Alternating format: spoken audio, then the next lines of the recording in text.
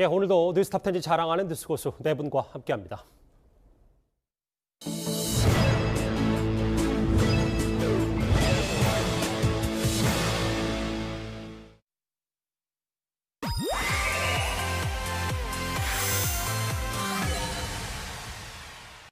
이상 상담 시 예, 오디오 상태가 잠시 고르지 못했습니다. 여러분께 양해 말씀드립니다. 오늘 뉴스탑10 바로 여기부터입니다.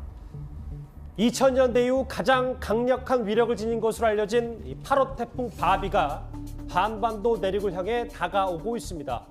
먼저 내일 새벽이 고비가 될 것으로 보이는 이곳 광화문 상황부터 먼저 짚어보도록 하겠습니다. 사실 방송 시작 전까지만 하더라도 보통의 여름 날씨, 하늘도 좀 맑은 편이었는데 이제 조금씩은 그 구름이 좀 들이오는 듯하고요. 말 그대로 태풍 전야입니다. 다만 아직은 고요한 상태라서 내일 새벽쯤 다 돼서야 뭔가 이곳 수도권, 특히 서울도 태풍의 영향권에 직접 영향권에 들 것으로 보이는데요. 그럼 태풍이 어떻게 북쪽으로 올라오고 있는지 저희 채널의 중계차가 나가 있는 목포를 이제는 가보도록 하겠습니다. 목포 북항의 모습인데요. 지금은 비가 조금씩 내리고 있는데 불과 1시간 전까지만 하더라도 현장 취재 기자의 전언에 따르면 꽤 많은 비가 왔고 바람도 세차게 불었다는 얘기를 제가 전해드렸었습니다. 목포 북항의 모습, 지금은 배들이 정박해 있고 다소 태풍의 영향권에서 조금은 멀어진 건 아니냐라는 화면도 보이는데 아직은 그래도 단언할 수는 없습니다. 알겠습니다. 지금 이 시각 목포 북항의 모습을 보고 왔습니다. 사실 지난번 물난리에 최근까지만 하더라도 수해 복구 작업이 한창이었던 이 섬진강 일대 전라남북도 주민들 걱정이 이만저만이 아닌데요. 그 목소리부터 먼저 듣고 오겠습니다. 물장일까봐 너무너무 걱정되죠. 물난리 가면 하니까 그 뒤로 괜히 비가 온다 그러면 괜히 그 공포가 자꾸 오는 것 같아요. 또 다시 범람하지 않을까 하는 걱정도 크고요. 그래서 일단은 저희가 할 수 있는 거는 최대한 짐을 높은 곳에 올려두고 대비를 하는 마음. 예. 일단 장혜찬 평론가님, 실제로 지금 수해 복구에 나선 주민들은 걱정이 이만저만이 아닐 텐데 태풍의 위력이 줄어들지 않고 오히려 좀 커진다는 얘기도 있습니다. 네, 사실 이 태풍 바비가 처음에 제주도를 통과할 때 예상했던 것보다는 진로가 조금 서쪽으로 이동했다고 합니다. 고기압의 영향으로 서해상으로 좀 더 많이 이동을 했지만 이 위력 같은 경우는 약해지지 않고 있는데요. 현재 태풍 중심부의 최대 풍속은 초속 45m에 달한다고 하고요. 오늘 제주공항 일대에서는 이 초속 30m가 넘는 강풍이 불어닥치면서 여러 피해가 일기도 했습니다. 그리고 지금 보시는 것처럼 제주도 일대, 특히 한라산을 중심으로 굉장히 많은 호우가 내려서 물 피해도 있었는데 문제는 이 태풍이 서쪽으로 치우쳤지만 올라오게 되면서 지금 현재 전남과 전북 남부 그리고 일부 경남 지역까지 태풍특보가 발효된 상황입니다. 예. 앞서 이재민분들의 걱정스러운 목소리 들으셨는데 전남 구례나 곡성, 담양군 이재민들은 아직까지 호우로 인한 피해 복구를 못한 상황에서 강풍의 위력이 줄어들지 않은 태풍 바비를 만나게 됐을 때 2차 피해를 입게 되는 것은 아닌가 걱정이 이만저만인 상황이라서요. 당국에서도 특보를 발효하고 대비에 나서고 있지만 이 바람의 위력만큼은 전혀 줄어들고 있지 않아서 더더욱 밤새도록 눈을 부릅뜨고 상황을 지켜봐야 될 것으로 예상이 됩니다. 수도권은 내일 새벽이 고비입니다. 그럼 전문가를 직접 연결해서 저희가 좀 더 자세하게 내용을 짚어보도록 하겠습니다. 한국기상산업협회 김승배 본부장 만나보겠습니다. 본부장이 나와 계시죠? 네, 안녕하십니까? 지금 이 태풍, 8호 태풍 바비의 세력은 약해지지는 않은 겁니까? 계속 엄청난 위력을 갖고 올라오는 거예요? 그 태풍의 일생 중에서 예. 가장 피크는 제주도 지날 때였고요.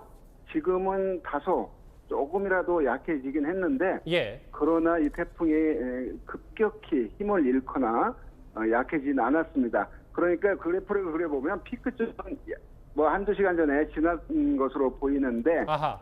이렇게까지 왔는데도 안 약해지고 있는 이 태풍의 그 어떤 특징을 보이기도 합니다. 그러니까 다소 약해지긴 했지만 그래도 여전히 위력적인 강합니다. 네. 강풍을 동반한 바비다.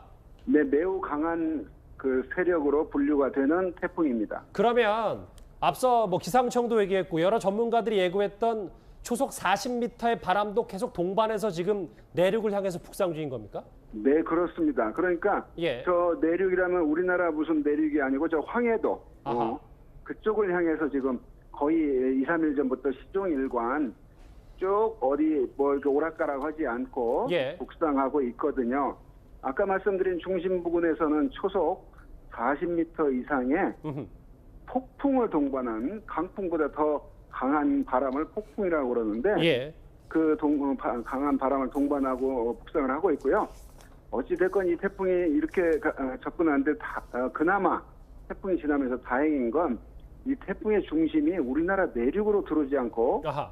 우리나라 내륙에서 떨어져 있는 서해상으로 지금 지나고 있잖아요. 예. 그래서 태풍의 오른쪽 일부가 우리나라 내륙에 영향을 주고 있는 그런 상황이기 때문에 이 태풍의 중심에서 상대적으로 멀리 있는 저 동쪽은 태풍이 지나는데 왜 이렇게 바람이 없어 이럴 정도로 그 영향권에서 좀 떨어져 있고요.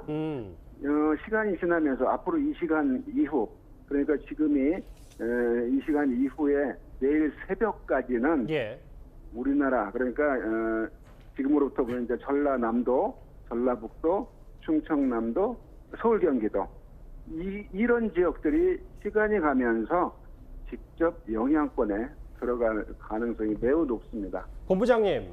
네. 그런데 제가 지금 뭐 화면을 보면서 좀 얘기를 할 수밖에 없는 게 아까 이 바비가 황해도 쪽으로 좀 지나간다고 얘기를 했잖아요. 황해도 쪽으로. 항요 그쪽으로 예. 예. 네. 근데 문제는 네.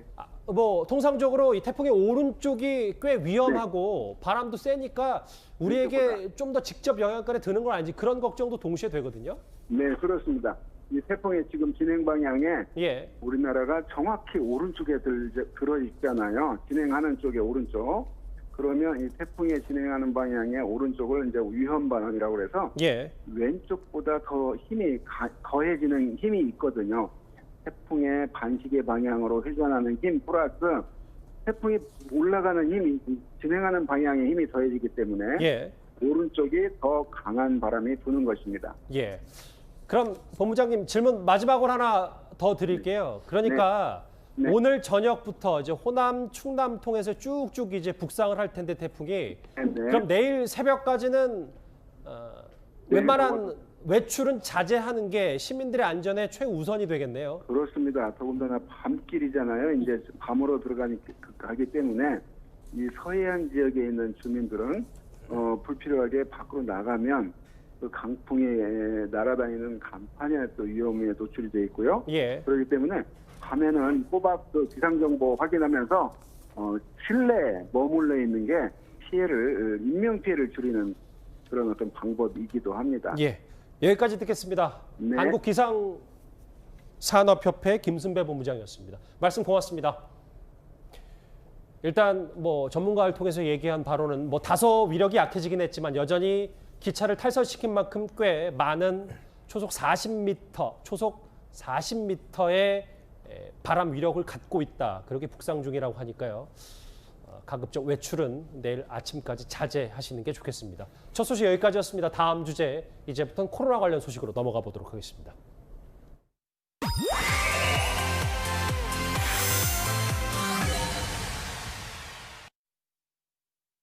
오늘 0시 기준 국내 발생한 신규 환자는 307명입니다.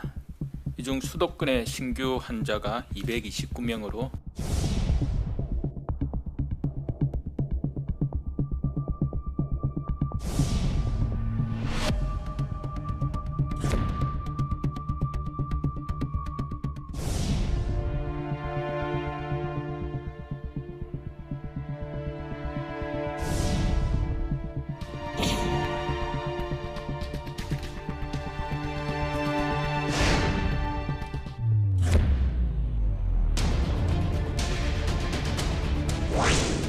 환자의 생명을 담보로 하는 집단 행동은 국민들께서 결코 용납하지 않을 것입니다.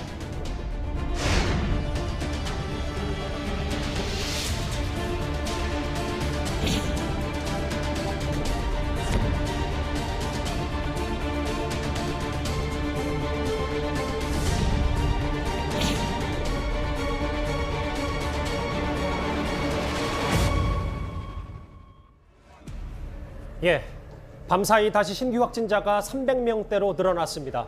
어디서 누구한테 걸린 건지 파악도 안 되는 경우가 여기저기에서 터져나오는 게 가장 큰 걱정입니다. 8월 23일이 흐름상 가장 피크를 그린 날이었던 걸로 추정이 되고 있고 어제 오늘 추정을 해봤는데 오늘은 221명으로 까지 증가하지 않는 거로 봐서는 아마도 적어도 수도권에서는 이 증가세는 한번 꺾이지 않았나. 오늘 0시 기준 국내 발생한 신규 환자는 307명입니다. 이 중 수도권의 신규 환자가 229명으로 국내 환자 수의 약 4분의 3을 차지하고 있습니다. 이번 주가 전국적인 감염 확산세를 진정시킬 수 있는 매우 중요한 분수령이만큼 긴장의 끈을 놓지 말고 계속하여 거리두기에 협조해 주시기를 당부드립니다. 이 얘기 좀 시작을 해보겠습니다. 먼저 구체적인 장소부터 가볼게요. 장혜철 변호사님. 민주당 지도부 전원 자가격리 조치됐습니다. 어떻게 된 겁니까? 네, 사실 오늘 오전에 여느 때처럼 민주당 최고위원회의가 열렸는데 이 자리에 많은 기자들이 취재를 위해서 참석하지 않겠습니까? 그런데 한 기자분 같은 경우 지난 22일에 이 친척과 식사를 했는데 함께 식사를 했던 친척이 코로나19 확진 판정을 받았다는 소식을 오전 최고위원회의가 끝나고 통보를 받은 겁니다. 그래서 그 사실을 국회 기자단과 민주당에게 공유를 하고 바로 조사를 받았는데요. 물론 이 기자분이 확진인지 아닌지는 아직까지 알 수 없습니다. 그러나 판정이 나는 내일 오전, 검사 결과가 나오는 내일 오전까지 민주당 지도부 같은 경우는 전원 자가격리 조치에 들어갔고요. 사실 아직 확진 판정 이전이기 때문에 자가격리가 방역당국에서 강제성 있게 권유를 한 것은 아닙니다만 선제적 대응 차원에서 저녁 일정을 비롯해서 이해찬 대표 같은 경우는 다음 날 오전 일정까지는 우선 취소한 상태입니다. 그런데 만에 하나라도 이날 취재에 참석했던 이 기자분이 확진 판정을 받게 된다면 지금 방역당국의 지침 규정상으로 봤을 때는 이 최고위 회의에 참석했던 민주당 지도부 전원이 2주간의 자택격리, 자가격리에 돌입하게 될 가능성도 배제할 수 없기 때문에 그렇게 되면 국회 운영 같은 부분에 있어서도 상당 부분 차질을 빚게 되고 지금 전당대회 국면에 들어선 민주당의 지도부 공백 사태까지 이어지는 것 아니냐. 코로나19가 이제는 국회까지 들어섰다는 점에서 상당히 심각한 상황이라고 할 수밖에 없습니다. 그러니까 출입 기자가 양성인지 음성인지부터 먼저 파악한 다음에 후속 조치를 지도부가 좀 취하겠네요. 그러면. 네, 그래야 될 것 같습니다. 예. 박민성 교수님, 전문가시잖아요. 아까 저희가 목소리를 좀 듣고 왔는데 국립중앙의료원에서는 분명히 이번 주말이 정점이다라는 예측을 했는데 오늘 다시 사흘 만에 300명대가 됐단 말이죠. 정말 안심할 수 없는 단계 계속 이렇게 지속이 되는 겁니까? 네, 14일 날 100명이 생긴 이후에 15일 날 저희가 집회를 통해서 좀 더 확산세가 있을 것이다 하고 예측을 하게 됐었고요. 그 이후에 평균적인 잠복기가 한 5일에서 7일 정도 되기 때문에 20일에서 23일 정도에 아마 피크를 가져오지 않을까 하고 생각하신 것 같기는 하고요. 그렇기는 하지만 일반적으로 잠복기가 한 2주 정도를 봐야 되기 때문에 한 28, 29일까지는 어느 정도 저희가 안심하지 못하고 보게 돼야 할 것 같기도 하고요. 그리고 월요일, 화요일에 이제 환자 수가 조금 줄어든 거와 관련해서는 주말에는 아무래도 검사를 하러 오는 분들이 조금 적기 때문에 월요일에 집계가 조금 낮게 잡히는 그런 것들도 있어서 지금의 확산세로 보고 또 깜깜이 감염이라든가 전국 도처에 나오는 걸로 봐서는 아직은 그렇게 판단하기는 조금 이르지 않을까 생각됩니다. 이도원 의원님, 근데 아까 국회도 그렇고 지금 박민성 교수님께도 여러 가지 전망들을 해주셨는데 청와대 사랑채, 정부 서울청사, 인천국제공항 글쎄요, 기관 시설이라고 불리는 주요 공공시설들에서도 코로나가 좀 뚫렸거든요. 확진자가 크게 늘어나니까 국가 주요 기관도 어차피 피하지는 못하는 것 같습니다. 청와대 사랑채는 청와대 앞에 효자동에 있는 기관인데 지금은 이제 청와대하고 지역 홍보 센터 기능을 합니다. 여기에 이제 한국관광공사 자회사에서 안내 직원 하시는 분이 있는데 이분이 아마 지난 8월 15일에 광화문 근처에 커피숍에서 한 30분 이상을 머물렀던 것 같습니다.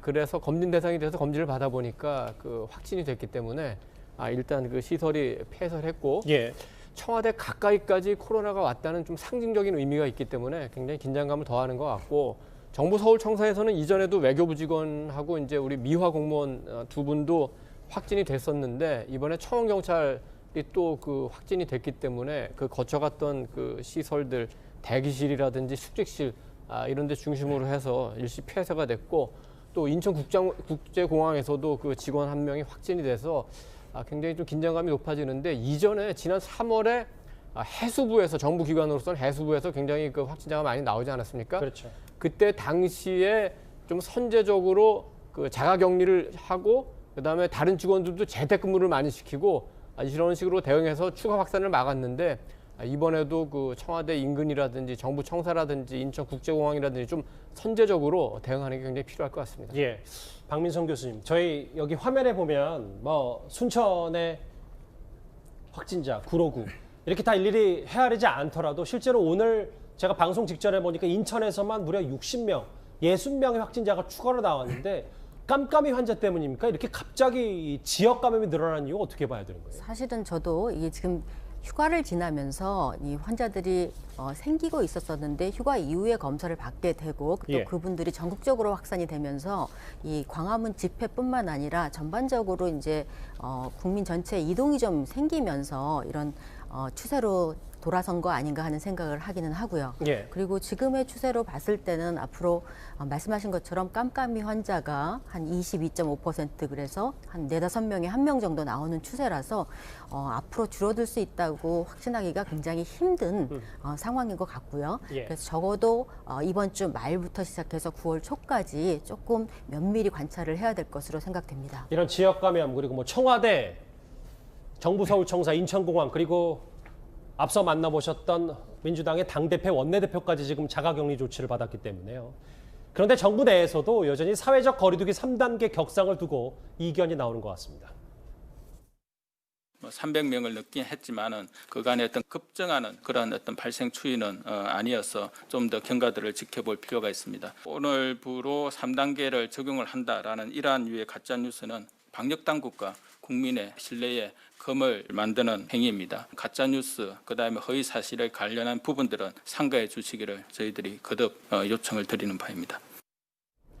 김주옥 교수님, 어쨌든 정부도 3단계 조치는 뭐 일상생활에 올스톱되는 거기 때문에 이번 주말까지는 좀 지켜보자 이런 속내인 것 같습니다. 예, 제가 볼 때도 결정은 쉽지 않을 것 같아요.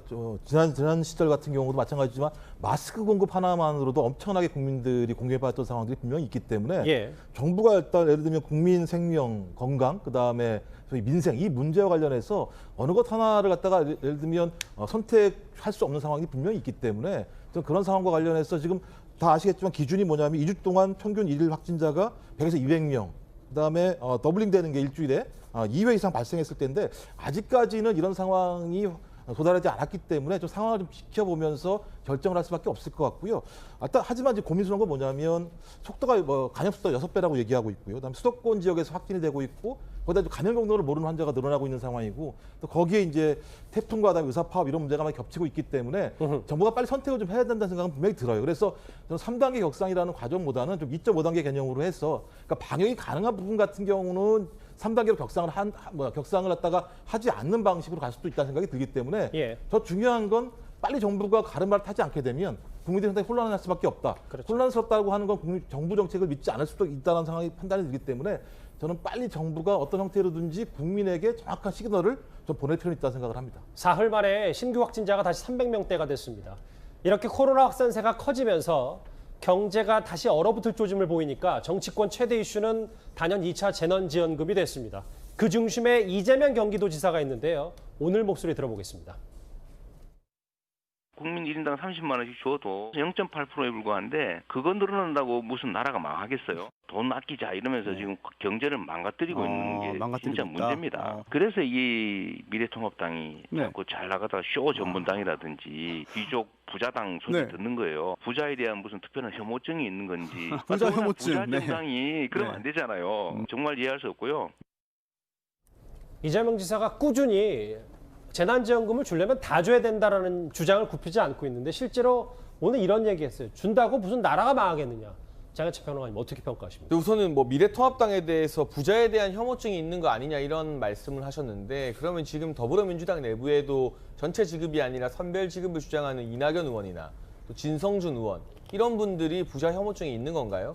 이게 미래통합당 비판을 하는 것이 아니라 본인의 이 더불어민주당 내에서도 다른 의견을 가진 의원들에게도 똑같이 이러한 비판이 적용될 수 있다는 점에서 다소 과격한 표현이 아니었나 싶고요. 선별지급이나 전체지급이냐 이 문제는 어떤 식의 정책이 국가 경제를 조금 더 뒷받침하는 데 효과적인가 그 부분으로 들어가야지 이거를 뭐 부자 정당이니 이런 프레임으로 쓰는 거는 저는 정쟁일 뿐 실질적으로 재난지원금 문제 정책을 해결하는 데 도움이 안 된다고 봅니다. 그리고 국가 부채가 0.8% 늘어나게 되는 것.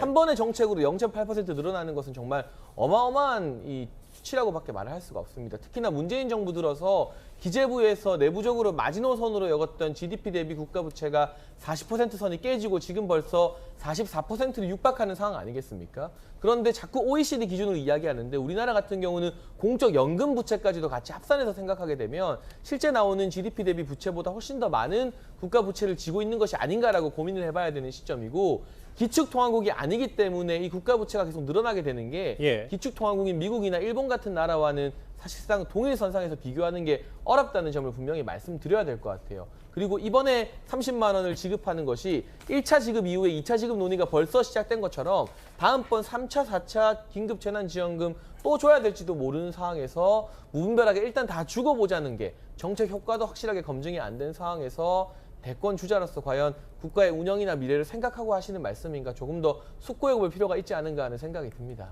반면 당대표에 도전하고 있는 이낙연 의원, 이재명 지사를 공개적으로 반박했습니다.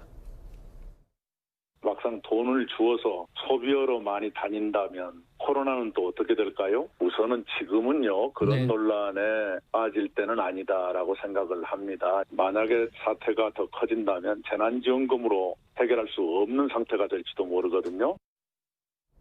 이낙연 의원은 코로나 막는 게 시급하다. 근데 이도훈 의원님, 저희가 좀 주목하고 싶었던 게 어제 이재명 지사가 정당은 조폭이나 군대도 아니고 특정인은 소유도 아니다. 그래서 당 내 중지, 여론에 반기를 드는 거 아니냐고 했는데 또 오늘 이재명 지사가 그건 또 아니다라고 언론에 화살을 돌렸거든요. 그러니까 이재명 지사를 두고 뭐 사이다라는 발언을 많이 하는데 뭐 말이 시원시원하다 이런 얘기 같은데 말이 시원시원해도 하루를 못 가게 되면은 굉장히 신뢰도가 떨어지는 거죠. 저 말은 들으면 누구나 이 지금 재난지원금 문제를 놓고 자기한테 비판적인 얘기가 나오니까 아마도 친문을 겨냥해서 저렇게 얘기한 것보다고 다 아마 이해를 했을 겁니다. 그런데 이제 그 말 바꾼 거고 이번뿐만이 아니라 얼마 전에도 서울시장과 부산시장은 민주당의 잘못으로 그 선거를 하게 됐기 때문에 공천하면 안 된다고 했다가 그 다음날 또 그 친문 쪽에서 비판을 하니까 생각이 그렇다고 해서 내 주장을 한 거 아니다는 상당히 궤변적인 얘기로 해명을 했었죠. 그렇게 되면은 지금 그 이재명 그 지사가 하는 정치 스타일을 보면은 어떤 현안이 있을 때 국민들이 듣기에 좋을 것 같은 말을 미리 던지고 만약에 그게 역풍이 있으면은 해명하고 이런 식인데 이런 식의 정치는 그 국민의 신뢰를 받을 수 없습니다. 자꾸 이런 식의 말바꾸기가 반복되면은 국민은 이재명 지사의 말을 꼭 있는 그대로 믿어야 되나 이런 게 굉장히 많겠죠. 지금 재난지원금 관련해서도 찬반 그 주자는 데는 아마 대체로 의견이 있는 것 같습니다. 그렇지만 찬반 양론이 있고 이 부분에 대해서 이 지사도 신중하게 듣고 판단해야 되겠죠. 재난지원금 얘기가 정치권 최대 이슈는 분명해서 여론조사도 한번 살펴보긴 해야 될 것 같아요. 김종욱 교수님.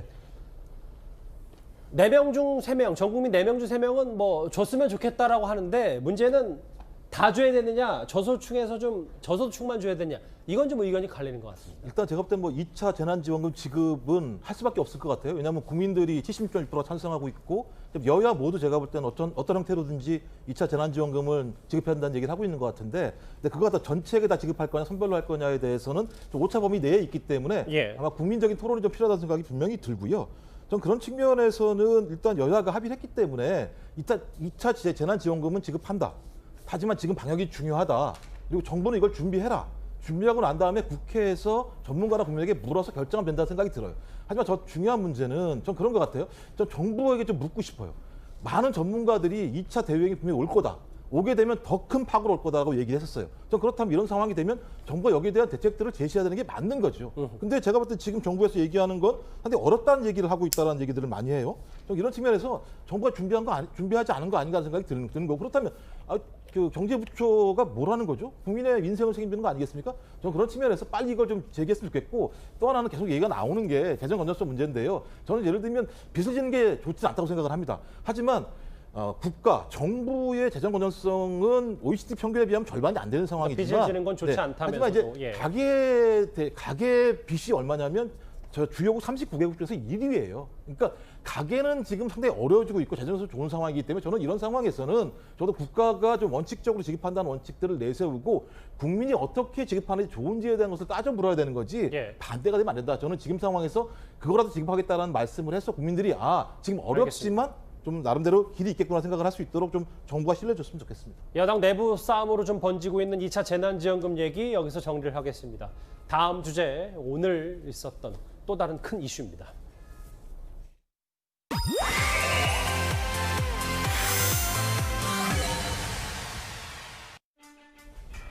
네, 뉴스탑10이 꼽은 3위가 나왔습니다. 의사들을 향해 대통령이 경고장을 날렸습니다. 이 코로나가 퍼지는 이 와중에요.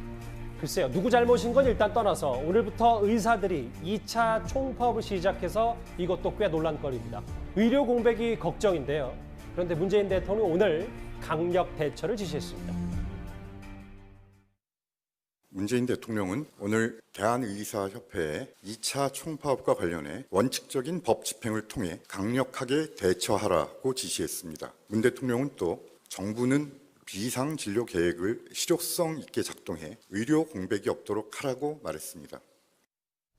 장혜철 평론가님, 대통령이 이례적으로 의료계 총파업은 원칙적인 법 집행을 통해 강력히 대처해라 이렇게 얘기했거든요. 그러니까 사태가 꽤 엄중하다. 더는 물러설 수 없다 이렇게 판단한 겁니까? 그러니까 이 업무 개시 명령에 의사들이 순응하지 않으면 의사 면허 취소까지도 검토하겠다. 강경한 대응을 대통령이 먼저 밝힌 셈인데 그런데 조금 이해가 안 되는 것이 문재인 대통령이 과거에 이 보수 정권에서 민주노총 파업을 대상으로 공권력을 투입할 때 이런 말씀을 하셨습니다. 왜 이리도 강경합니까? 대화의 협상이 먼저여야지 공권력이 먼저여서는 안 됩니다. 공권력 투입은 마지막 수단이어야 합니다. 이런 말씀을 하셨던 분이 왜 이 의료진의 파업에 대해서는 더구나 지금 전공의들이나 의사들이 코로나19와 관련해서는 진료를 보고 있거든요. 정세균 총리와 만남 이후에 선별진료소 등에서는 다 들어가 있어요. 그런데 왜 이렇게 엄정한 대응을 먼저 말씀하시는가? 이 부분에 대해서 과거 야당 시절에 문재인 대통령이 보여줬던 발언, 또 민주노총의 파업을 할 때 보여줬던 발언과는 상당히 배치되는 지나치게 빠르고 엄정한 대응이 아닌가 싶고요. 물론 이 국면에서 의료진의 파업에 대해서 비난하는 국민의 여론도 높습니다만 왜 하필 이 민감한 시기에 더군다나 덕분에 챌린지까지 하면서 의료진들의 희생과 헌신을 한껏 치켜 세워준 그 다음 시기에 공공의대나 의료인 증설이라는 민감한 문제를 의료계와 협의 없이 일방적으로 추진해서 이 사단을 만들었는가? 저는 궁극적으로는 정부의 책임이 더 크다고 보고 있기 때문에 이 상황에서 우리가 면허 취소시키겠다, 복귀하라 이런 명령을 내리는 게 과연 사태 해결에 도움이 될지 아니면 오히려 사태를 더 악화시킬지 후자의 가능성이 더 높다고 보여집니다. 대통령이 오늘 오후에 이 발언을 하기 전에 오늘 오전에 박능우 복지부 장관은요. 죄송합니다. 오전 8시를 기해서 업무 개시 명령까지 발동했습니다. 최대집 회장의 목소리도 나란히 들어보겠습니다.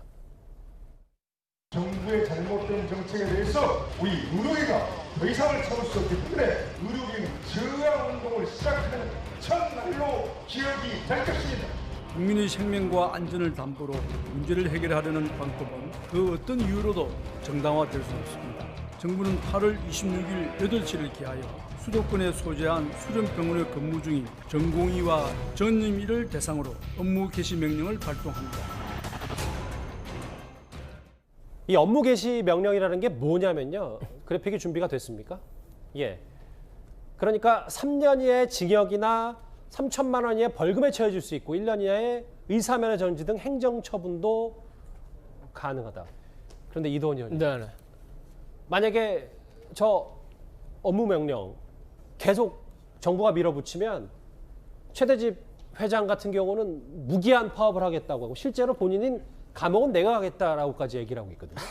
참 그 어려운 상황에서 지금 정부와 의료진 저렇게 강대강으로 맞서니까 참 국민들은 굉장히 걱정이 커지는데 지금 이제 쟁점이 되고 있는 내용들을 한번 잠깐 따져보면은 의대 정원 확대, 그다음에 공공의대 추진, 그다음에 원격 의료 도입, 그다음에 한약, 탕약, 건강보험료 적용 이런 문제입니다. 대체로 보면은 그 원격 의료 도입은 그 정부 쪽 입장이 좀 더 타당할 수가 있어요. 왜냐하면 이렇게 하면 오히려 의료 영역이나 의료 산업이 확산될 수 있는 측면이 굉장히 크고 국가 경쟁력에도 도움이 되고, 그러나 나머지 세 가지는 지금 정치권에서 주장하는데 그렇게 그 급한 이슈는 아닙니다. 한 10년이 넘게 걸리는 장기 이슈이기 때문에 꼭 이걸 오늘 내일 결정해야 되는 건 아닌데, 정부가 저렇게 너무 강력하게 나오니까 그렇다고 의료진이 곧바로 또 무릎 꿇을 수는 없는 처지 아닙니까? 예. 그래서 지금 상당히 그 정부와 그 어떤 의료진, 정부와 또 뭐 종교계, 뭐 정부와 언론, 이렇게 사회 갈등 기능에 대한 해소 기능이 굉장히 그 약해진 상황인 것 같아요. 그래서 정부가 강하게 나온다고 해서 권위가 사는 건 아니거든요. 일단 상황이 이렇게 됐으니까 일단은 국회에서 좀 역할을 하는 수밖에 없겠습니다. 국회에서 여야가 합심을 해서 정부와 의료진 간의 협상을 좀 더 그 조정을 하고, 이 단기에 결정할 건 단기에 결정하고 장기에 결정할 건 장기에 결정하고, 좀 네 가지 이슈를 나눠 가지고 좀 그 중재안을 마련해서 상호 협상을 붙였으면 합니다. 박민성 교수님, 의사시잖아요. 양측의 이런 초강경 대응, 피해는 애꿎은 국민들, 그리고 코로나 지금 검사 받고 바쁜 와중에 여러 가지 국민들이 피해가 더 커질 것 같습니다. 네, 그렇습니다. 이 코로나19 상황이 물론 이제 전공의 선생님이나 전임의 선생님이 그 부분은 굉장히 열심히 진료를 하겠다 하고, 중환자실이라던가 응급실의 진료도 어느 정도 이루어지고 있기는 하지만, 그럼에도 불구하고 대형 병원에서의 교수들이 그 나머지 인력의 것을 대처하기에는 조금 한계가 있거든요. 아무래도 수술이나 모든 부분에 있어서 의료의 공백이 나타나고 있는 것은 사실이고요. 어떻게 해서 결론이 나건 지금 시간이 조금 길어지면 모든 게 다 국민들한테 문제를 일으키는 일이기 때문에, 두 집단 모두 아주 강경하게만 갖지 말고 어느 정도의 타협점을 조금 가져주시면 좋지 않을까 하는 생각을 하기는 하고요. 이 학생들 같은 경우에는 사실 여태까지는 학생들이 그렇게 적극적으로 파업이나 이런 걸 해본 경험이 없습니다. 굉장히 의대생들은 여린 편이고요. 그럼에도 불구하고 이것이 옳지 않다고 생각하기 때문에 나온 거라서 저희 의대 교수들도 그냥 무작정 학생들을 막기에도 조금 무리가 있는 그런 선들이 있어서 좀 우려가 되는 부분입니다. 이 초강경 대응 쉽게 접점을 찾기는 어려워 보이는데, 알겠습니다. 이런 가운데 의대생 뽑는데 처음에는 시도지사 추천으로 선발할 수 있다고 했다가 비판일자 해명 자료에는 이번에는 시민단체 관계자 추천이란 문구가 들어가서 이 논란 꽤 뜨거워졌습니다. 이번에 이 해명 과정에서 복지부가 카드 뉴스로 해명을 했는데, 제가 봐도 이 내용이 도대체 이해가 안 가요. 제가 발의한 법안 어디에도 이와 같은 학생 선발에 대한 내용은 없습니다. 맞죠? 그렇습니다. 법안은 아직 심의조차 안 들어갔습니다. 공청회도 한 번도 한 적이 없어요. 그런데 왜 이런 내용이 복지부의 공식 홈페이지에 버젓이 올라가 있느냐, 이걸 제가 문제를 따지는 거예요. 왜 그렇게 된 겁니까? 아마 초기에 해명하는 과정에서 좀 더 정확한 정보를 제공하지 못하고 오히려 혼란을 드렸던 부분에 대해서 저희도 송구스럽게 생각을 합니다. 오늘 복지부가 송구스럽다 이렇게까지 얘기를 해명을 했지만, 김주혁 교수님, 실제로 공공의대생을 뽑는데 시민단체가 왜 참여하냐, 이 논란 굉장히 뜨거웠잖아요. 논란이 컸었습니다. 뭐 결론은 해프닝이 됐지만 저는 복지부가 잘못한 거죠. 뭐라고 얘기해도 잘못한 거죠. 왜냐하면 일단 선발의 원칙을 정하기 위해서 중립적인 분들을 모시고 어떻게 선발할 건지를 먼저 하지 않고 난 다음에 복지부에서 선발 방식에 대해서 얘기하고 있는 건 누가 뭐라고 하더라도 월권일 뿐만 아니라 사회적 합의, 국회 내 논의도 안 된 상황이기 때문에 저건 말이 안 된다는 얘기가 될 것 같고요. 좀 그런 측면에서 저 논리는 빨리 정리했으면 좋겠어요. 저렇게 안 한다. 소위 국민들, 그다음에 국회가 인정할 만한 방법들을 만들어서 하겠다라고 얘기했으면 좋겠고요. 하지만 일단 의사 같은 경우는 일단 공공의대 추진에 대해서 반대하고 있는 상황이기 때문에 정부도 이 부분을 좀 제가 좀 미루고 의사분들 파업을 미룬 다음에 방역에 진력을 했으면 좋겠다는 생각이 들고요. 코로나 방역이 우선이다. 네, 그러니까 공공의대 같은 경우는 좀 천천히 하자. 왜냐하면 제가 생각할 때는 의사분들의 말씀들이 약간 이해가 안 되는 부분들이 분명히 있어요. 왜냐하면 정원이 계속 좀 동결돼 있었고 지금까지 따지고 보면은요. 또 그다음에 두 번째로 또 뭐냐면 예를 들면 OECD 기준에 비하더라도 의사 숫자가 많지 않은 상황인 거고요. 좀 그렇고 또 지방 같은 경우도 마찬가지지만 많은 부분들 의사에 대한 요구들이 많은 상황에서 저 부분에 대한 사회적 토론을 하고 난 다음에 파업을 하시는 게 맞지. 그것도 아닌데 이렇게 파업을 하시게 되면 방역이나 국민 생명을 볼모로 잡는 거 아니냐는 말씀을 드릴 수도 있기 때문에 저는 지금은 좀 방역에 집중하시고 사회적 토론을 했으면 좋겠다는 생각을 합니다.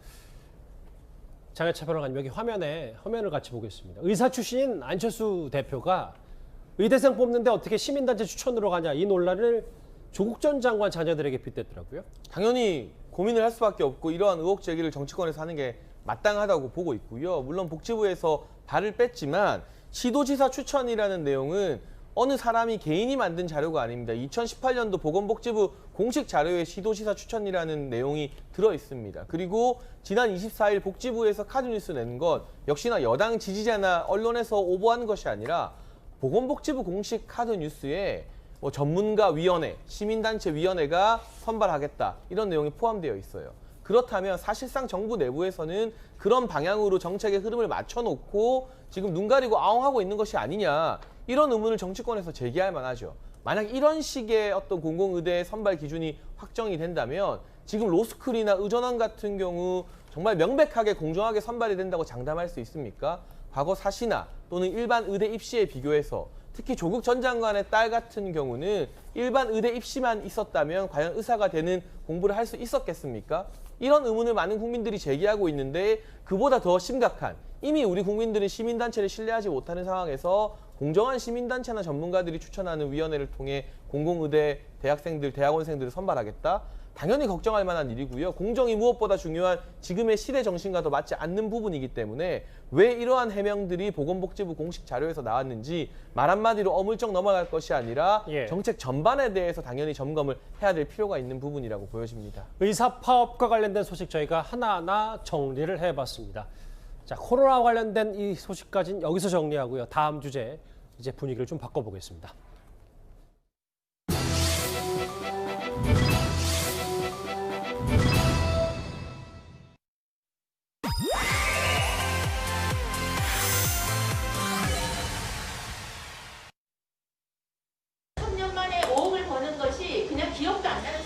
아니 15년 전에 산 아파트라니까. 아니 무슨 말씀을 그렇게 하십니까? 10억 넘는 거 아시면서 모른 척 이 하지 자리에서 마십시오. 지금 제가 장난합니까?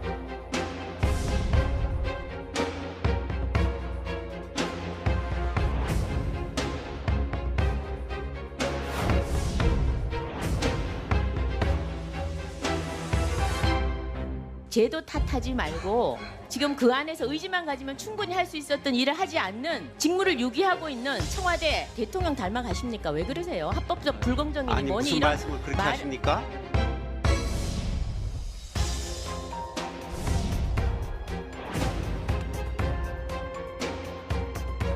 갭 투자가 좀 줄어들고 있고 그 효과가 서서히 현재 나타나고 있다고 저희들은 보고 있고 그렇게 또 기대하고 있습니다.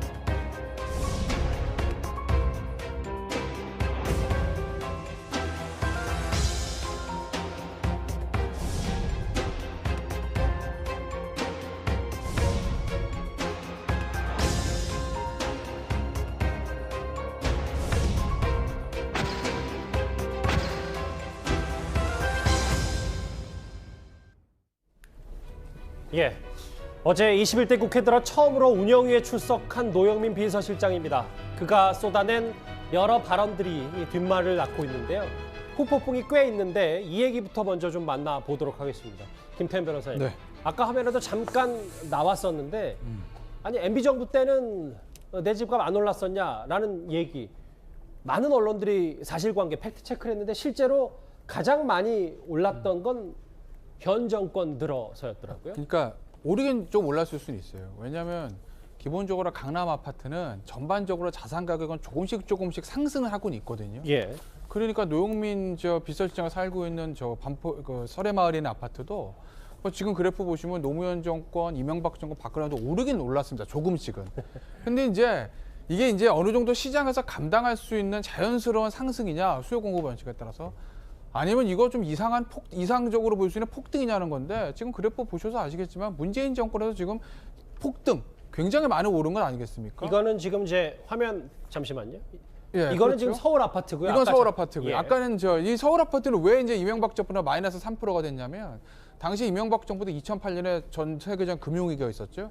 금융위기가 있어서 자산 가격이 일시로 폭락한 적이 있습니다. 그리고 이명박 정부 때는 아파트였던 특히 강남 지역 중심에서 공급을 많이 늘려놨기 때문에 전반적으로 부동산 가격은 이명박 정부 때 하락을 한 거는 다 맞죠. 시장에서 다 그렇게 얘기하고 있고. 다만 이제 노영민 실장이 살고 있는 그 아파트는 워낙 강남의 요지에 있는 곳이기 때문에 이명박 정부 때 서울 시내 다른 아파트들이 평균적으로 마이너스, 즉 금융위기 때문에 자산가격 폭락으로 인해서 그랬음에도 불구하고 어느 정도 상승을 했거든요.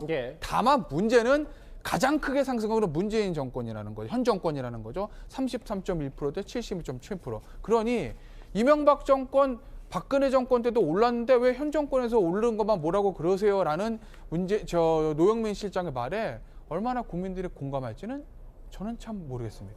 하정대 국장. 예. 그런데 이 반포에 있는 아파트를 두고 다음 화면을 좀 보겠습니다. 왜냐하면 똘똘하지도 않다라는 발언을 해서 정말 똘똘하지 않은 건지 글쎄요. 일반 서민들이 봤을 때 그 눈높이가 맞는 건지 좀 의구심도 있거든요. 실제로 지금 이제 서울에 있는 아파트의 평균 가격은 지금 이제 거의 10억 가까이 되지 않습니까? 그런데 강남 같은 경우는 지금 20억이 넘는 아파트들이 많은데 똘똘한 한 채 이런 얘기를 할 때는 강남의 아파트 한 채를 말하는 거거든요. 근데 지금 현재 노영민 비서실장 같은 경우에 지금 반포에 있는 집은 11억 3천만 원에 팔았고요. 그다음에 청주에 있는 아파트는 2억 그 정도란 말이에요. 두 개 합쳐도 그 두 개를 판다고 하더라도 세금 뭐 이런 거 안 내고 다 한다고 하더라도 한 13억 좀 넘는 수준인데 이걸 가지고 그러면 강남의 아파트 20억 넘는 아파트는 똘똘한 한 채도 살 수 없다고 하는 거는 맞는 얘기죠. 예. 그 자체는 뭐 틀렸다 이렇게 얘기는 할 수 없는데 그런다고 해서 대통령 비서실장께서 이거 뭐 똘똘한 한 채도 못 산다 이 돈으로 이렇게 지금 거기서 무려 8억 5천만 원이나 어떤 시세 차익을 얻고도 이렇게 얘기하시는 거는 좀 국민들이 듣기에는 좀 거북한 측면이 있죠. 뭐 과거 보수 정권 때는 우리 집이 안 올랐냐 혹은 똘똘한 채 아니다 여러 가지 뒷말들이 있긴 있어서요. 근데 노 실장을 둘러싼 논란 가운데는요.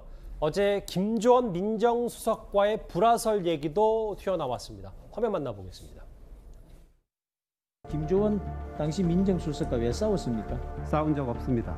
얼굴 붉히면서 싸웠다고 들었습니다. 없습니까? 그런 적 없습니다. 싸우신 적은 없습니다. 언쟁을 하신 적은 있지만 싸우신 적은 없습니다. 언쟁은 저희들 회의에서는 의견이 다르면 서로 목소리가 높아지는 때가 있습니다. 그건 두 분만의 문제는 아닙니다. 두 분만의 문제는 아니고 청와대 참모들이 뭐 얘기하다가는 좀 약간 격앙돼서 얘기할 수도 있다.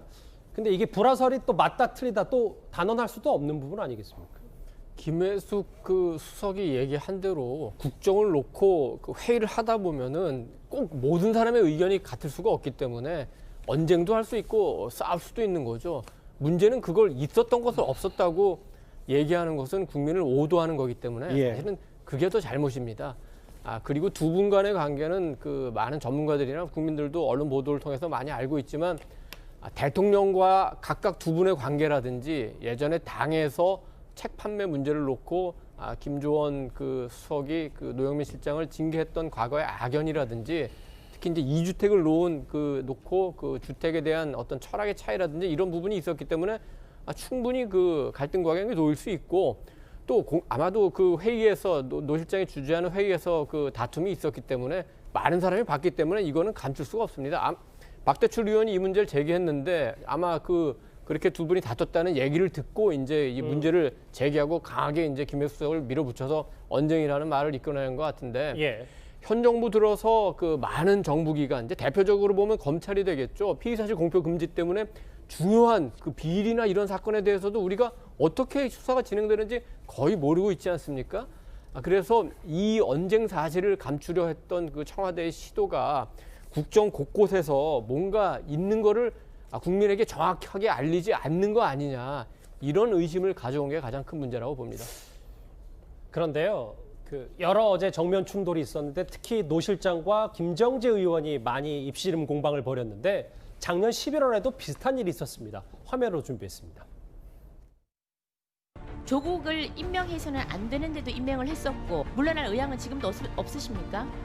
참모진들에게 주어진 시대적 소명을 현재 다 하고 시대적 있고, 소명을 지금 다 하고 못 하고 계시잖아요. 네, 뭘 다 하고 저희들이 있습니까? 지금 현재 검찰 개혁 그리고 검찰 개혁? 제도 속에 내재화된 불공정까지 무슨 제도 지금 제도 운운하십니까? 말 힘들게 하지 말씀드렸습니다. 마세요. 대통령 닮아가십니까? 왜 그러세요? 합법적 불공정이니 아니 뭐니 무슨 이런 말씀을 그렇게 말- 하십니까? 대통령 닮아간다는 게 지금 무슨 말입니까? 아니 말을 제대로 하는 왜 아니, 그러십니까? 지금 지금- 뭐 하자는 겁니까? 또 싸우자는 아니 겁니까? 대통령에 대해서 대해서는 그렇게 한마디도 못합니까? 함부로 말씀하시는 거 아닙니다. 1년도 안 됐을 때 당시 또 운영이 모습이었는데 노영민 비서실장 또 국회 나와서 여러 가지 공방을 벌이다 보면 좀 격양되는 것 같아요. 김종욱 교수님. 네. 다주택 뭐 물론 청주집도 팔았고 반포집도 팔았으니까 본인 스스로는 자유로울 수 있겠습니다만 실제로 어제 국회에서도 그렇고 여러 뒷말들이 노영민 비서실장에 따라 붙거든요. 그럼에도 불구하고 대통령은 일단 노 실장에 대한 신임이 두터운 것 같습니다. 애매합니다. 제가 볼 때는. 애매합니다. 당분간은 무한 신임한 것 같아요. 왜냐하면 뭐 근무하는 날까지 매일매일 마지막이라는 생각으로 최선을 다해달라고 얘기한 건 왜냐하면 본인 스스로가 사의를 표명한 상황인 거고 사의를 표명한 수석들 같은 경우도 수리가 된 상황입니다. 그래서 당분간 무한 신임을 준다는 생각을 하는 거고요. 왜냐하면 누가 뭐라고 하더라도 이 정부 하에서 부동산 정책 같은 경우는 상당 부분 실패한 부분들이 다 확인됐기 때문에 이 부분에 대해서 이기 청와대는 좀 책임을 지고 이 부분을 갖다가 가는 말을 좀 타야 한다는 생각이 들고요. 새로운 3기 청와대 갈 수밖에 없다는 생각이 분명히 들어요. 저는 그래서 2기 청와대에 있는 지금 노영민 비서실장 같은 경우는 정부가 제기했던 원칙, 다주택자 같은 경우 초과 이윤을 환수한다, 실거주자에게는 불이익이 안 가게 한다, 실수요자에게는 공급할 수 있게 한다. 하지만 거기서 발생하는 사각지대에 대해서는 철저한 대책을 세운다라고 하는 원칙들을 정확히 만들고 난 다음에 그만두시면 되는 거죠. 그리고 새롭게 들어오는 3기 청와대가 새로운 각오로 이런 정책을 추진하면 된다. 저는 그래서 당분간 무한 신임을 주신 거라 이렇게 생각합니다. 노영민 비서실장 말고도 김현미 국토부 장관 역시 어제 국토위에서 부동산 관련 언급을 했습니다. 그 가운데에서도요. 부동산 대책 효과 보이고 있다. 이 취지의 발언을 해서 꽤 주목을 받았습니다.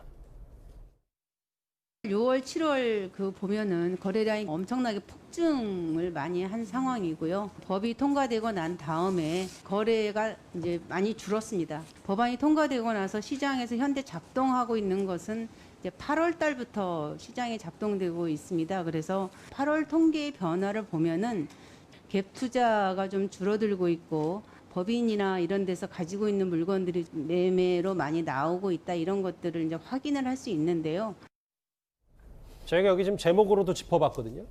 부동산 대책 효과 본다는데 지금 8월 다 돼갑니다. 하정대 국장. 예. 실제로 저희가 수치를 좀 봤는데 전세가 그리고 집값 자체에 대해서 매매가도 계속 이렇게 좀 상승하는 물론 뭐 여기는 그 정부가 취하는 한국감정원자료는 아닙니다만 KB 국민은행 시세입니다. 다음 거 볼까요?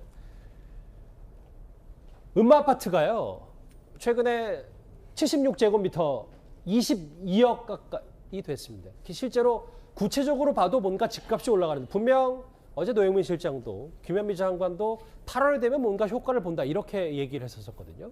그렇죠. 지금 이제 6월, 7월 집중적으로 이제 부동산 대책을 내놓았으니까 바로 그 달에 효과가 바로 이제 통계에 잡히진 않거든요. 그러니까 이제 8월 정도 되면은 그 통계에 안정적인 그런 효과가 나타날 것이다 이렇게 얘기를 하고 또 안정적이라고 얘기를 했는데 실제로는 지금 보면은 8월 같은 경우에 7월에 비해서 7월에 전체 아파트 서울 지역의 아파트 가격이 7월에는 1.45% 올랐는데 8월에는 1.5%로 오히려 오르는 속도가 더 올랐거든요. 그리고 지금 서울 같은 경우에 평균 가격 같은 경우에 지금 이제 25평형 평균 가격이 9억 8,503만 원으로 10억 원에 지금 가깝게 돼가지고 오히려 매매가도 계속적으로 오르고 있다. 전세가가 뭐 5억이 올랐다고 해서 여기 이제 많은 서울 시민들한테 충격을 줬는데 지금 이제 매매가도 지금 거의 10억에 이제 육박을 하고 있는 상태란 말이에요. 저런 거 보면은 지금 이제 정부가 그동안에 계속적으로 내놓은 거를 가지고 뭐 1, 2주간 잠시 가지고 뭐 그걸 가지고 좀 안정됐다 이렇게 얘기한 적도 있지만 지금 장기적으로는 전혀 아파트 가격이 잡히지 않는 상태고 정부가 말하는 안정과 달리 지금 아파트 가격은 지금도 지속적으로 올라가고 있다 이렇게 판단하는 게 더 맞는 것 같습니다. 김 변호사님. 네. 근데 당권 도전하는 두 사람은 또 여기도 좀 진단이 다르거든요. 이걸 어떻게 봐야 됩니까? 그래서 이제 이낙연 후보 같은 경우에는 지금 보시면은 부동산이 더 혼란된다, 상승세 둔화 확인한다 이렇게 하지 않습니까? 사실은 이낙연 후보 같은 경우에는 현 정부의 부동산 정책에 책임이 없는 사람이 아니죠. 왜? 현 정부가 초대 총리를 지냈고 얼마 전까지도 총리를 하다가 지금 여당 당대표 선거에 나온 거기 때문에 문재인 정부 들어와 있었던 부동산 폭등에는 오히려 지금 총리인 정세균 총리보다는 문재인 대통령 취임하고 나서 장기간 동안 총리에 있었던 이낙연 총리가 더 사실 책임 있는 건 아니겠습니까? 그러니까 본인과 관련된 일이기 때문에 현 정부의 부동산 정책에 대한 실패를 인정할 수 없는 거고, 그걸 이제 파고 들어가야 되는 김부겸 후보 같은 경우에는 아무래도 앞서가는 이낙연 후보가 좀 각을 세울 필요 있지 않겠습니까? 그리고 또 중도층 유권자들도 좀 사로잡아야 될 것이고, 아무래도 이낙연 후보에 비해서는 조금 중도층 유권자들한테는 김부겸 후보가 좀 소구하는 측면이 좀 있으니까요. 그래서 아마 저 부분 옳은 거는 현실이다, 현실을 인정하자라는 얘기를 하는 것 같습니다. 그리고요, 앞서 이제 김현미 장관 얘기 하나만 제가 좀 첨언을 하자면, 그런 얘기 하셨잖아요. 6, 7월 달에는 거래가 폭등했는데 8월 달에는 거래가 좀 진정이 됐습니다. 그래서 집값이 좀 잡히는 것 같습니다. 이런 말씀을 하시는 것 같은데요. 주식도 그렇고 부동산도 그렇고요. 가격이 오르든 내리든 거래가 없는 상태에 그 가격 의미가 없습니다. 거래가 활발히 일어난 상태에서 부동산 가격이 안정돼야 그게 지금 안정되는 거지, 규제 때문에 일시적으로 거래가 좀 없다, 거래가 거의 없는 상태에서 가격이 좀 상승세가 둔화했다? 이거 아무 의미가 없는 겁니다. 기억하시는지 모르겠지만 2월 달에 코로나 처음 터졌을 때 저희가 탑10에서 뭘 말씀드렸냐면, 강남의 아파트 가격이 내렸다, 일시적으로. 거래가 없었다. 거래가 몇 건. 그래서 그때 제가 뭐라고 말씀드렸냐. 코로나기 때문에 사람들이 안 다녀서 일시적으로 거래가 중단된 상태에서 저 가격이 잡힌 거 아무 의미가 없다고 말씀드렸던 기억나시죠? 그 이후 어떻게 됐죠? 거래 풀리면서 계속 올라갔습니다. 주식이든 부동산이든 거래가 동반된 상태에서 가격 상승, 가격 하락의 의미가 있다는 건 이건 경제의 기본입니다. 그런데 알겠습니다. 국토부 장관께서 뭐 거래가 좀 줄어서 뭐 가격의 의미, 상승폭이 둔화되는 게 의미 있다라는 말씀에 저는 하나도 동의할 수가 없습니다. 이 목소리 하나 들어볼게요. 통합당의 김연아 비대위원이 다름 아닌 김현미 장관의 과거 취임사를 빗대서 비판을 했습니다. 김현미 장관 과거 목소리 들어보겠습니다. 숫자로 현실을 왜곡하지 맙시다. 숫자는 현실을 파악하기 위한 수단일 뿐입니다. 숫자를 가지고 이야기하자고 하면 숫자는 얼마든지 만들어집니다. 현장에서 국민의 체감도를 가지고 이야기합시다. 국민의 체감도를 갖고 이야기하라. 김연아 비대위원이 김현미 장관의 얘기를 바로 본인 김 장관의 얘기를 되짚어서 얘기를 했네요. 이번에 취임사를 한번 다시 들어봤는데 굉장히 좋은 얘기를 많이 했더라고요. 그중에서도 숫자로 현실을 왜곡하지 말자. 그리고 국민의 체감과는 다른 발언을 하지 말자, 이렇게 얘기했는데, 사실은 최근에 부동산 가격과 관련해서 본인이 얘기했던 거를 지금 김현미 장관이 지키고 있는 건지, 그 부분을 보면 많은 국민들이 선뜻 동의하긴 어려운 것 같습니다. 왜 그럴까? 혹시 청와대의 기본적인 정책에 맞추려다 보니까 그런 건지, 아니면 국토부 직원들이 장관이 듣기 좋을 것만 같은 보고를 하는 건지, 이런 문제들이 있는데, 다시 한번 취임사 돌아보고, 김 장관도 분명히 억울한 측면은 있을 겁니다. 아마 사석에서 나만 나쁜 사람 되는 것 같다고 하소연했다는 얘기도 있는데, 취임사했던 초심을 잃지 말고 다시 한번 부동산 정책 점검하는 계기가 되길 바랍니다. 부동산 얘기를 중심으로 노영민 실장과 김현미 장관 얘기 차례로 짚어봤습니다. 다음 주제 오랜만에 좀 이 얘기를 해보겠습니다.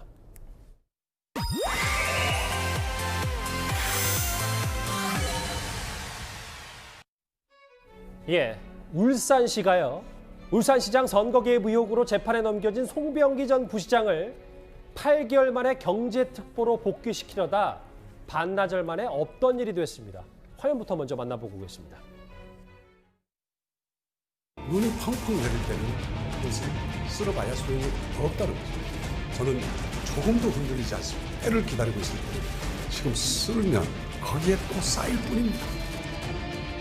검찰 수사를 받고 있는 입장에서 면접 과정에서 걱정하거나 우려하시는 모습은 없으세요? 예, 전혀 그런 건 없었고, 제가 그거는 이미 출마의 변에 밝혔다시피 그 부분에 대해서는 제가 소명할 부분들은 많이 소명이 됐습니다. 당시 선거 개입 의혹의 키맨이라고 불렸던 송병기 전 부시장인데 8개월 만에 복귀를 시키려다가 오늘 아침에 또 철을 했단 말이죠. 이거 송철호 현 시장이 원했던 겁니까? 어떻게 받아들여야 돼요? 글쎄 뭐 이게 예를 들면 울산시 이제 경제특보로 복귀하는 것이기 때문에 광역단체장체 인사를 무슨 뭐 당 중앙에 있는 여당에서 하든지 청와대에서 하든 그럴 수는 없는 건 아니겠습니까?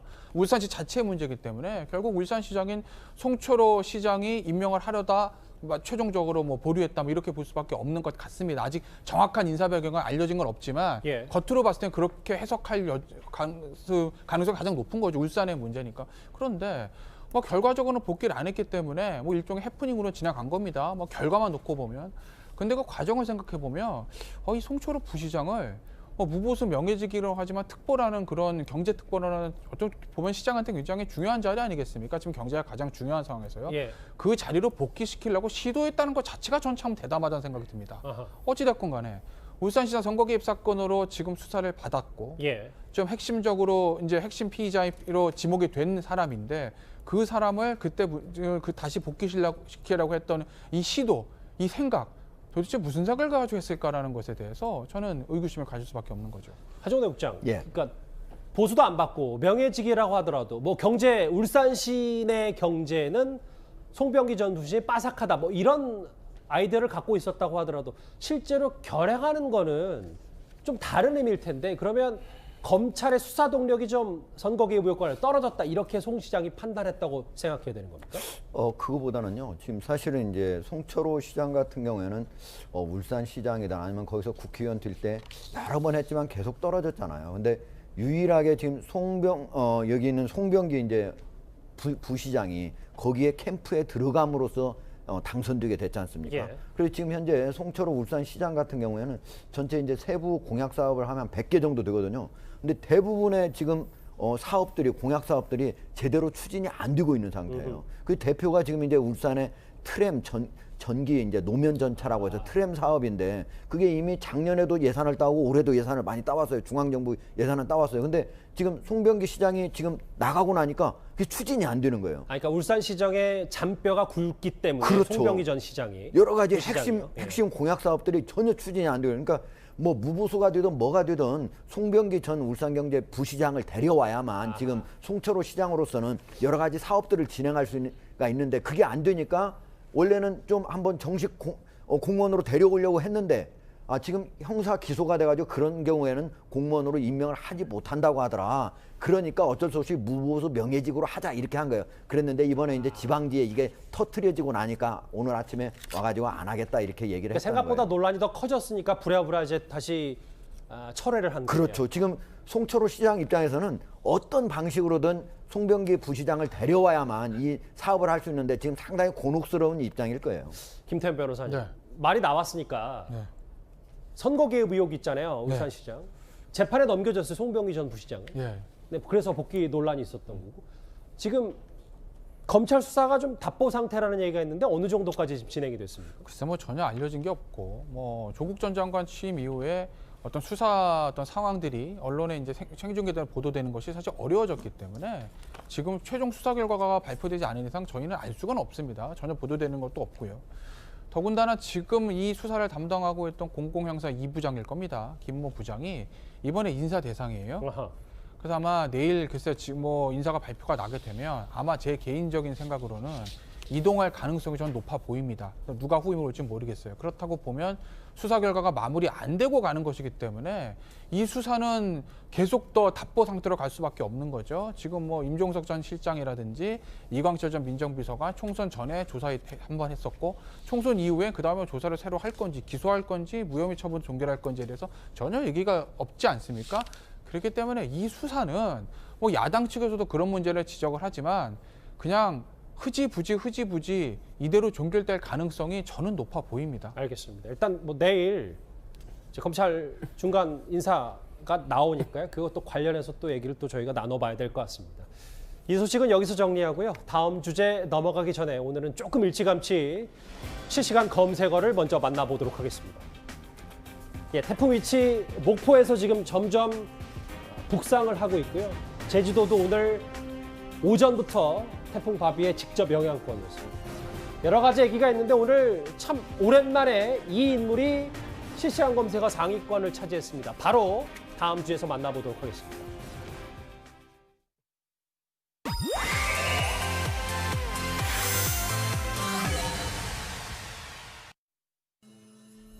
그러게요. 이분 정말 오랜만입니다. 홍정욱 전 의원이 SNS에 남긴 작별 인사 한마디를 두고 정치권 오늘 꽤 시끄러웠습니다. 관련 영상부터 먼저 만나보고 오겠습니다. 벼슬을 하는 자는 직분을 다하지 못하면 떠나야 한다고도 했습니다. 18대 국회의원의 임기를 끝으로 여의도를 떠나고자 합니다. 오늘 SNS에요. 본인 프로필 사진도 바꾸고 그동안 즐거웠다, 다소 의미가 있는 메시지를 냈는데 이 한마디를 두고 오늘 정치권이 꽤 설왕설래가 있었습니다. 홍정욱 전 의원은 최근 선거가 있을 때마다 출마설이 나왔었으니까 한번 이제 지켜볼 필요가 있을 것 같습니다. 내년 4월에 이제 갑자기 서울시장 선거를 하게 되니까 여야에서 이제 후보군들이 나오기 시작하는데 여당 같은 경우에는 추미애 법무장관이라든지 박영선 중소벤처기업부 장관 그리고 다른 이제 초재선 의원들도 함께 거론되고 있고 야당에서는 최근에 이제 국회에서 5분 발언 굉장히 잘했다는 평가받는 윤희숙 의원이나 서울의 25개 구 가운데 유일하게 통합당 출신 그 구청장인 조은희 서초구청장 그리고 이제 다른 중진분들도 거론이 되고 있는데 박원순 시장이 그 성추행 의혹으로 안타깝게 선택을 한 다음이라 그런지 굉장히 여성 후보들이 많은 편입니다. 그래서 이제 새로운 남성 후보가 하나 부각될 수도 있고 어쨌든 기존의 판에 새로운 후보가 들어오면은 그 판이 좀 더 활력을 가질 수가 있겠죠. 근데 다만 홍정욱 전 의원은 그 굉장히 인물도 좋고 학벌도 좋고 그리고 굉장히 인지도도 그 높은 장점이 있습니다. 그런데 한편으로는 이분이 어떤 생각을 갖고 있는지 혹시 국가라든지 그 서울시라든지 어떤 그 정책이나 이념에 대해서 어떤 의견을 가지고 있는지 그리고 도덕적으로는 어떤 면이 있는지 이 부분은 검증이 필요하고 특히 최근에 큰 논란이 됐습니다만 그 딸이 그 마약과 관련해서 그 형사처벌을 받았기 때문에 알겠습니다. 이 부분을 어떻게 그 본인이 잘 설명할 수 있나 이걸 좀 지켜봐야 될 것 같습니다. 저희는 상상력을 더 키우진 않겠습니다. 왜냐하면 실제로 딱 한마디만 했고 테마주가 급등하긴 했는데 주식이라는 게 딱 그런 거고 본인은 이거에 대해서 구체적으로 이후에 이렇다 저렇다 김태현 변호사님 말한 건 없는 거 아닙니까? 홍정욱 전 의원이? 그 신비주의잖아요. 그간 즐거웠다라는 게 본인이 하고 있는 다른 일이지 안 할 건 우리가 모르고 있는 거예요. 이제 그거 안 할 거야. 그간 즐거웠다. 이런 의미일 수도 있지 않겠습니까? 알 수는 없는 건데. 그러니까 홍정욱 의원의 저런 이제 저게 정치적 의도를 가지고 한 행동인지 저는 잘 모르겠습니다. 저는 홍정욱 전 의원은 개인적으로 모르기 때문에 무슨 생각을 가지고 저런 이제 글을 쓰고 하는 건지 알 수는 없으나 저런 것들이 정치적 의도를 가지고 있다고 하면 정치적 마케팅 측면에서 굉장히 뛰어난 거죠. 왜냐하면 이게 이제 홍정욱 전 의원이 그 보수 진영에서 지금 그 높게 평가받는 이유 중에 하나가 신비주의거든요. 그리고 보수의 암흑기에 정치권을 떠나 있었다는 거죠. 왜냐하면 박근혜 전 대통령 집권 시기에 정치권 떠나 있었기 때문에 탄핵과는 정말 무관한 사람입니다. 그리고 현 이슈에 대해서 별 얘기를 안 하고 지금 언론 노출이 없기 때문에 신비주의인 거죠. 이게 잘못하게 되면 앞서 이도훈 의원 말씀하신 것처럼 국가와 서울시와 정치에 대한 어떤 생각을 가지고 있냐. 각 우리나라를 좀 둘러싸고 각 어젠다에 대한 본인의 생각은 뭐냐라는 걸 우리가 검증할 수 있는 기회가 없는 것이기도 하지만 반대로 생각하면 언론의 노출이 적기 때문에 진짜 언론의 어떤 그 매를 맞을 노출도가 적어서 신비주의라는 건 굉장히 유권자들의 소구하는 측면이 있거든요. 더군다나 신비주의인데 이름하고 얼굴은 전 국민이 다 알아요. 이것만큼 선거에 좋은 게 어디 있겠습니까? 그래서 아마 홍정욱 전 의원이 항상 보수에서 무슨 큰 선거가 있을 때마다 유력 구원투수로 지금 거론이 되는 것 같은데 정작 본인이 정말 다시 정계에 복귀하고 싶은 생각이 있는지 없는지는 아직까지 정확히 알려진 바는 없죠. 아직 모릅니다. 올 초였나요? 김종인 위원장이 마치 홍정욱 전 의원을 겨냥해서 이런 말을 했었습니다. 그리고 김동연 전 부총리, 홍정욱 전 의원 이런 분들이 그 대상에 포함이 됩니까? 지금 이 거론하신 분들이 실질적으로 대통령 후보가 되려고 생각을 하고 노력을 하고 있는지는 정확하게 잘 모르겠습니다. 그러나 그중에 몇 분은 제가 상상컨대 그런 소위 욕망을 갖고 있지 않나 이렇게 생각을 합니다. 야망, 욕망은 있을 것이다. 김종욱 교수님. 근데 홍정욱 전 의원에게는 자녀 논란이 있기 때문에 이게 변수가 될 수도 있지 않겠습니까? 알 수는 없겠지만 어떤 형태로든지 서울시장일지 대선 후보일지는 알 수 없습니다만 서울시장 선거는 얼마 안 남았다. 그리고 통합당 입장에서는 서울, 부산을 승리하지 않으면 대선 승리가 없다. 그런데 새 인물이 필요하다. 새 인물에는 적합한 인물이라는 생각이 드는 거죠. 왜냐하면 386 이후 세대 정치인이니까요. 예. 하지만 말씀하신 것처럼 수신제가 치국평천하라고 수신 문제를 건너갈 수 있을 것인가의 문제랑 또 하나는 당이 그만큼 이런 후보들을 받아안을 만큼 탄핵 경향을 건너서 개혁 보수의 길을 갈 수 있을 것인가. 저는 이런 문제가 해결되지 않게 된다면 본인의 개인기만으로는 어렵다는 생각이 들기 때문에 좋은 인물이지만 당의 힘, 상황 이런 것들을 잘 극복해야 된다는 생각이 들어서요. 하지만 뭐 신비주의 말씀하신 것처럼 스타트는 잘하신 것 같다는 생각이 들고요. 알겠습니다. 앞으로 잘 가실지 안 가실지는 두고 봐야 될 것 같습니다. 의미심장한 한마디를 오랜만에 던진 홍정욱 전 의원 얘기 여기서 정리하겠습니다. 발의에서 이번에는 시청자의 목소리 댓글을 하나씩 만나보도록 하겠습니다. 예. 의사들이 밥그릇 싸움한다. 국민을 볼모로. 예. 의사협회를 지지한다. 실력하는 사람들에게 목숨을 맡길 수 없다라는 의견도 동시에 주셨고요. 예.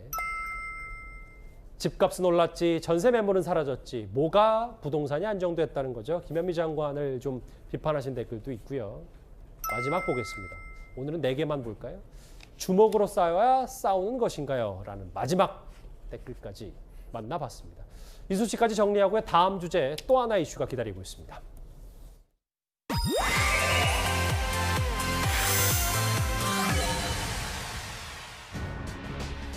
지난 광복절 축사부터 논란의 중심에 섰던 김원웅 광복 회장입니다. 그런데 국방부와 국가보훈처가 동시에 선긋기에 나섰습니다. 특히 국방부는 김원웅 회장의 발언에 정면으로 반박을 했습니다. 6.25가 난 그날 그 백선미 장군이 이끌던 군체 1사단이 그 안에서 백선미가 안 나타났어요. 그래가지고 그 1사단에 있는 참모들이나 장교들이 군인들이 장군은 없는데 그 다음날 할 수 없이 이제 도피를 했습니다. 그것만 가지고도 이제 사형감이거든요, 사실. Shoulder to shoulder with the United Nations Command Forces out of the most desperate and darkest hours of the Korean War.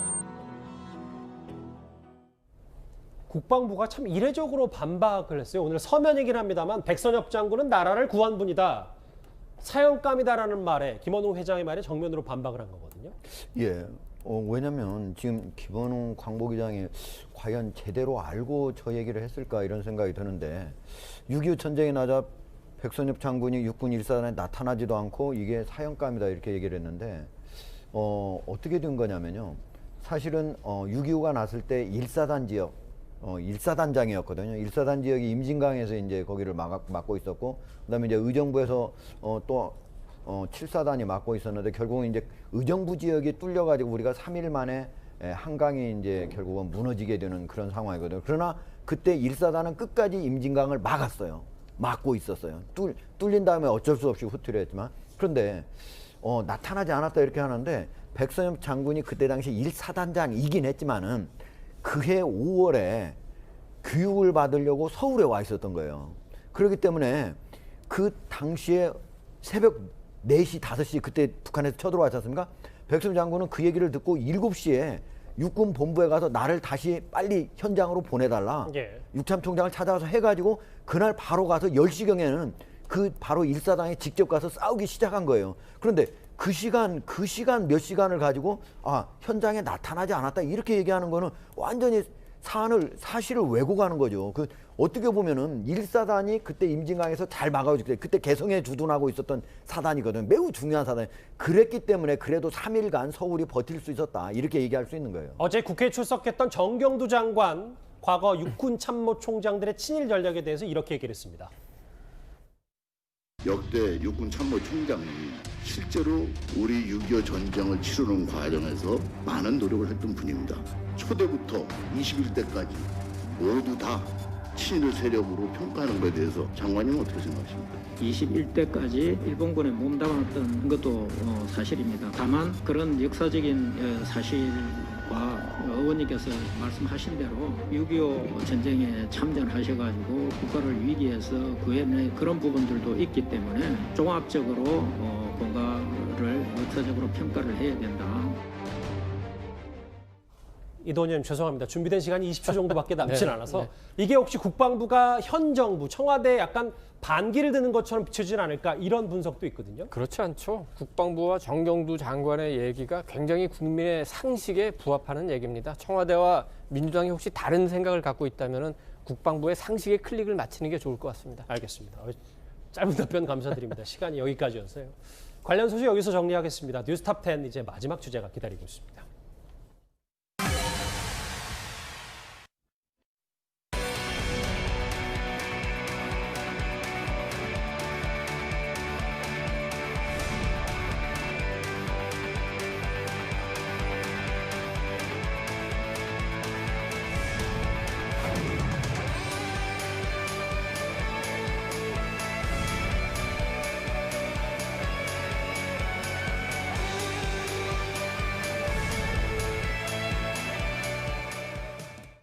수요일 뉴스탑 10 준비한 소식은 여기까지입니다. 여러분 고맙습니다.